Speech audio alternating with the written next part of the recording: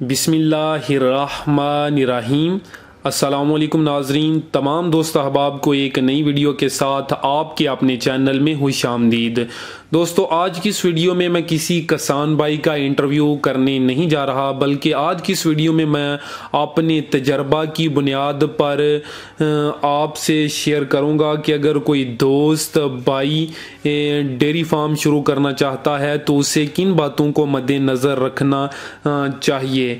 यानी फार्म और शेड किस तरह का हो, जानवर कौन से रखने चाहिए, गाय हो भैंसें हो, कौन से सोए वाले जानवर खरीदने चाहिए, चारा किस किस्म का खिलाना चाहिए, मालिक का खुद इन्वॉल्व होना ज़रूरी है कि या मुलाजमों पर इन्हसार किया जा सकता है, कितने जानवरों से ये काम शुरू किया जा सकता है, अखराजात को कम किस तरह कर सकते हैं, मुनाफा को ज़्यादा किस तरह कर सकते हैं। तो दोस्तों, ये मेरा ज़ाती तजर्बा और ज़ाती राय है। बाज़ दोस्त आप में से मेरी राय से मुतफिक नहीं भी हो सकते, क्योंकि ये मेरी ज़ाती राय है।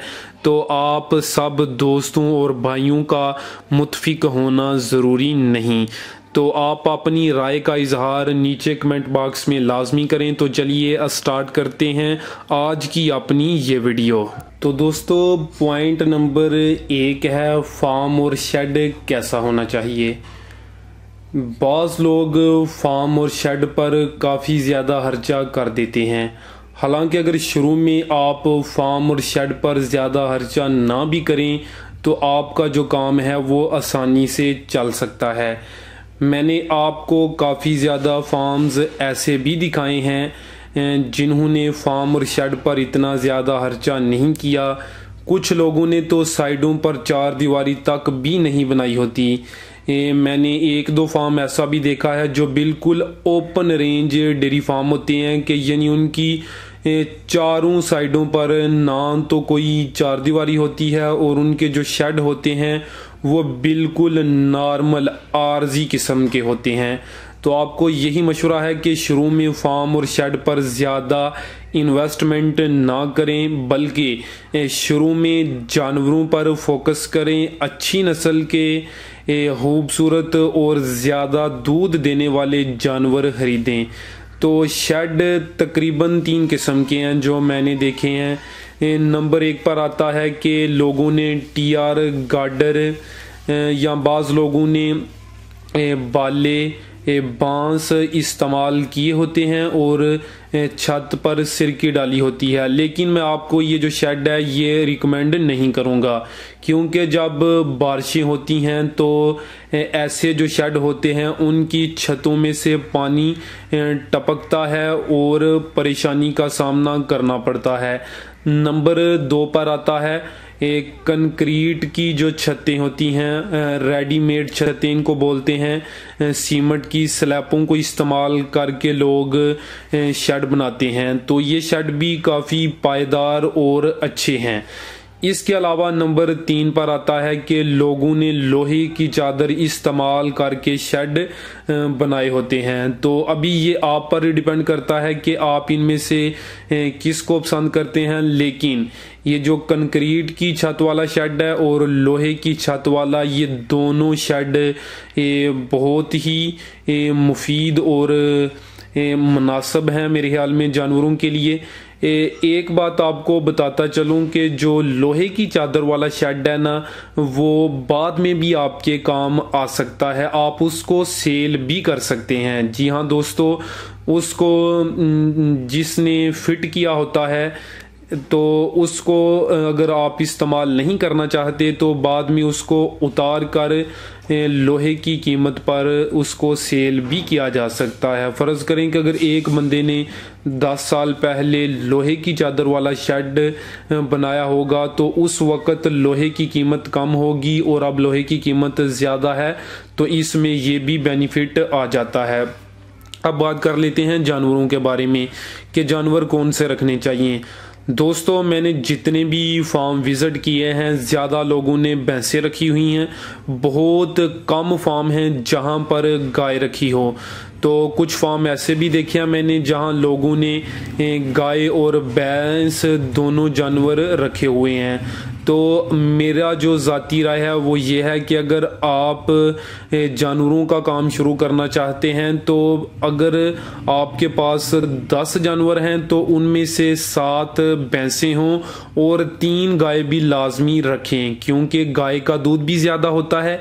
इसके अलावा जो गाय के बच्चे हैं उनका जो ग्रोथ रेट है वो भी ज़्यादा है निस्बतन भैंसों के बच्चों के मुकाबले में। तो जब आपने गाय और भैंस रखी होगी तो दूध की जो एवरेज है वो भी जो है कि आप कह लें कि ठीक हो जाएगी। दूध ना इतना कम होगा और ना इतना ज़्यादा होगा और आपको दूध सेल करने में भी इतनी प्रॉब्लम नहीं आएगी। तो दोस्तों अब बात करता हूं कि जानवर किस्तों पर खरीदने चाहिए या कि नकद। तो कुछ दोस्त मैंने देखे हैं कि जो जानवर किस्तों पर खरीदते हैं, लेकिन किस्तों पर खरीदने में उनको जानवर महंगा मिलता है तो निस्बतन नकद खरीदने के। तो मेरा मशवरा यही है कि आप जानवर कम खरीद लें, जानवर कम रख लें, लेकिन नकद खरीदें, किस्तों पर ना खरीदें। तो बाज़ लोग ये भी सवाल करते हैं कि कौन से सुए वाला जानवर खरीदना चाहिए। तो मैंने जितने भी किसान भाइयों का इंटरव्यू किया उनसे जब ये सवाल किया तो ज़्यादा का जवाब यही था कि पहले या दूसरे सुए वाला जानवर बेहतर रहता है। अब बात कर लेते हैं जानवरों के बच्चों के बारे में। बाज़ लोग होते हैं जो जानवरों के छोटे छोटे बच्चे सेल कर देते हैं, छोटे कट्टे, इसके अलावा बछड़ियाँ बछड़े सेल कर देते हैं। लेकिन मेरी राय यह है कि आप उनके बच्चों को पालें, जब वो बड़े हो जाएं तो उनको सेल करें। जो कट्टियाँ और बछड़ियाँ होती हैं वो नस्ल बढ़ाने के भी काम आती हैं और आपको बाहर मंडी या किसी गांव में से जाकर फिर जानवर खरीदने नहीं पड़ते। आप इस तरह से नस्ल बढ़ा सकते हैं और जो कट्टे और बछड़े हैं जब वो बड़े हों तो आप उनको भी आसानी के साथ ज़्यादा कीमत पर सेल कर सकते हैं। जो बछड़े होते हैं वो तो कुर्बानी पर बहुत ही आसानी से और ज़्यादा दामों पर सेल हो जाते हैं। इसके अलावा आप आम रूटीन में भी गोश्त की कीमत पर कट्टे और बछड़े सेल कर सकते हैं। दोस्तों नंबर 4 पर मैं बात करूंगा ज़मीन के बारे में। बाज़ लोग सवाल करते हैं कि जिन लोगों की ज़मीन अपनी नहीं, आया कि वो डेयरी फार्मिंग का कारोबार शुरू कर सकते हैं या नहीं। तो इसका जवाब ये है कि जिन लोगों की ज़मीन अपनी नहीं वो भी डेयरी फार्मिंग का काम शुरू कर सकते हैं। मैंने सियालकोट सिटी में 2-3 फार्म ऐसे भी विज़िट किए हैं जिनकी बिल्कुल भी अपनी ज़मीन नहीं, बल्कि चारा काश्त करने के लिए वो ठेके पर ज़मीन लेते हैं या चारा जो है वो बाज़ार से खरीदते हैं।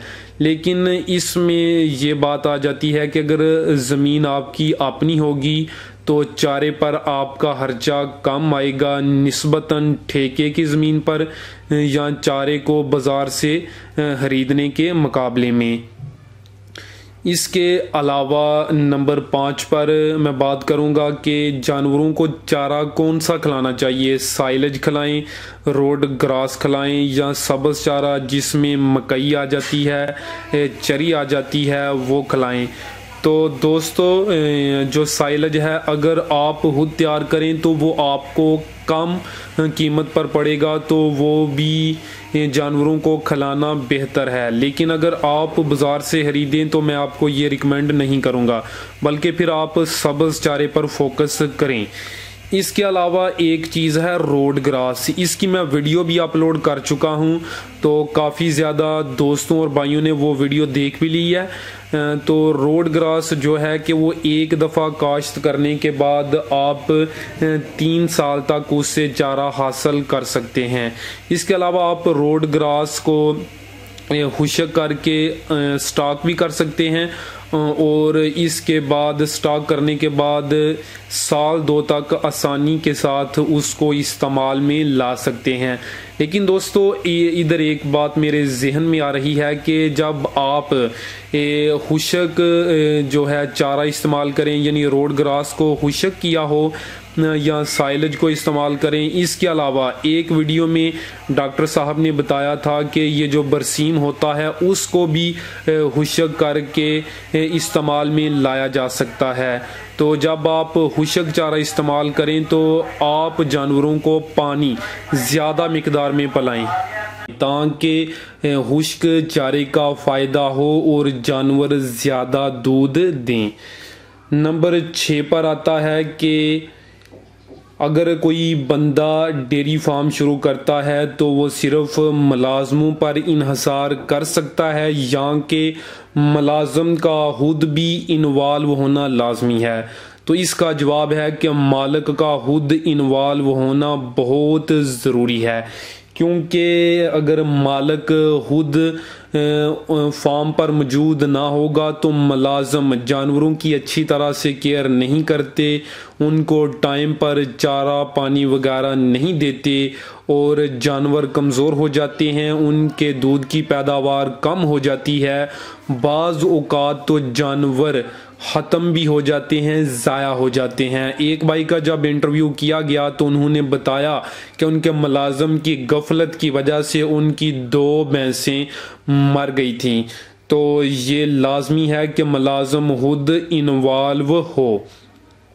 नंबर 7 पर आता है कि डेयरी फार्म कितने जानवरों से स्टार्ट किया जा सकता है। तो दोस्तों इसका मैं आपको एग्जैक्ट जवाब नहीं दे सकता, ये आप पर डिपेंड करता है कि आप कितने जानवरों से शुरू कर सकते हैं।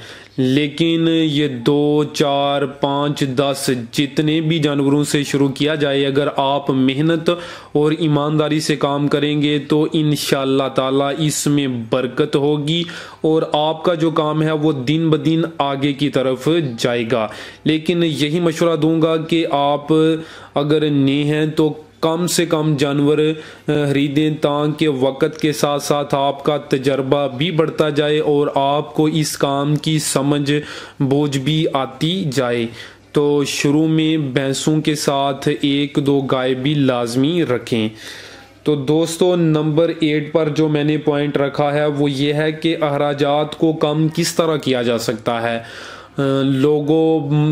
दोस्तों बाज़ जो लोग हैं वो जानवरों पर शेड पर काफ़ी ज़्यादा खर्चा करते हैं, बाज़ औक़ात उनको समझ नहीं आती, उनके अखराजात ज़्यादा होते हैं और अखराजात की निस्बत जो मुनाफा है उसकी रेशो कम होती है।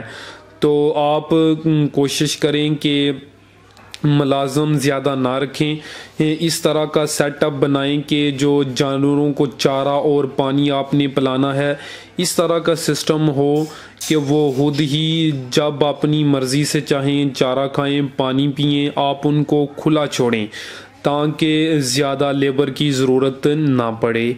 इसके अलावा खर्चे को कम करने के हवाले से सबसे अहम पॉइंट ये है कि मैंने जब एक फार्मर का इंटरव्यू किया तो उसने बोला कि हमारी बचत सिर्फ इस वजह से है कि हम जानवरों को बाहर ओपन जो खुली ज़मीन है वहाँ चराई करवाने के लिए लेकर जाते हैं और हमारा जो सब्ज़ चारे का खर्चा है वो ज़ीरो हो जाता है या बहुत ही हद तक कम हो जाता है और हमारी जो प्रॉफिट है नफ़ा है उसमें इजाफा हो जाता है। तो दोस्तों इस तरह आप इन बातों को मद्देनज़र रख के मुनाफा ज़्यादा हासिल कर सकते हैं। तो दोस्तों ये थे कुछ पॉइंट्स जो मैंने अपने तजर्बा की बुनियाद पर जो दोस्त भाई ने इस काम को शुरू करना चाहते हैं उनके लिए बताए हैं। तो अगर कुछ भाई पहले से भी काम कर रहे हैं तो मुझे उम्मीद है कि उनको भी इन बातों से फ़ायदा होगा। तो मैं उम्मीद करता हूं कि वीडियो आपको पसंद आई होगी। वीडियो को लाइक और शेयर करना मत भूलिएगा। चैनल को सब्सक्राइब कर लें और घंटी के बटन को लाजमी दबा दें। शुक्रिया।